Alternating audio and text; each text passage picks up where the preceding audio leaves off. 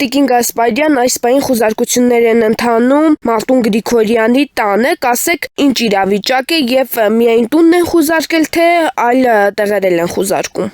Այո, տանը եւ մեքենայի խուզարկություններն ավարտվել են, սպասում է գրասենյակի խուզարկությունը։ Ինչ եք կարծում, ինչից հետո որոշեցի խուզարկություններ անցկացնել։ Երեք բակը առաջնորդը Գյումրիում էր, պարոն Գրիգորյանը քաղաքական խոսույթ է հնչեցրել, խոսել է հունիսի 7-ին սպասվելիք ընտրություններից բնականաբար, ասել է այո Գյումրի 2 լինելու է եւ իր խոսքի մեջ նաեւ հնչեցրեց, որ այս իմ խոսույթից հետո սպասում ենք խուզարկությունների, բնականաբար լինելու են խուզարկություններ, ահաբեկումներ, իշխանության ձեռագրին արդեն կետից կետ, ստորակետից հետո մյուս վերջակետը անգիր են արել, սա դարձել է մի տեսակ օրակարգ, պարոն Գրիգորյանի բոլոր քարոզարշավները այսպես են ուղեկցվում։ Մի փոքր թիմը նստվում է, որ ընթացքից ենք հետ ընկնում, խանգարում են մեզ, որ աշխատենք։ Բան էլի, ձևական խուզարկություններ եւ այլն, այդպիսի վիճակ։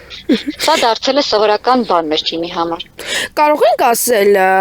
այս իշխանությունները ումից մի փոքր վտանգ զգում է միանգամից։ Բնականաբար Մարտուն Գրիգորյանը Գյումրիում ունի կայուն ընտրազանգված, Մարտուն Գրիգորյանը Գյումրիում ունի հեղինակություն, վարկանիշ, Գյումրիում Մարտուն Գրիգորյանին շատ սիրում եւ հարգում են։ Եվ երեկվա մեծ հավաքից հետո, որ դրամատիկականի դարիճը թնդում էր իր համակիներով եւ գյումրեցիներով ու շիրակցիներով, դա այդ նախադեպ ունեցել եք նաեւ 25 թվականի թիմ ընտրությունների ժամանակ էլի մեծ դարիճային հանդիպումները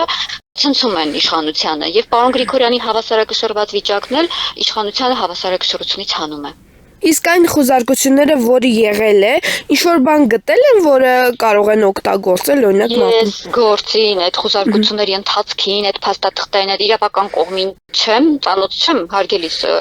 այդ մասին մեկնաբանություն չեմ տա։ Մենք ուղղակի բակից հետևում ենք իրադարձություններին այդքան բան եւ չենք խանգարում մեր հարգելի ճակերտավոր իրավապահներին, որ աշխատեն։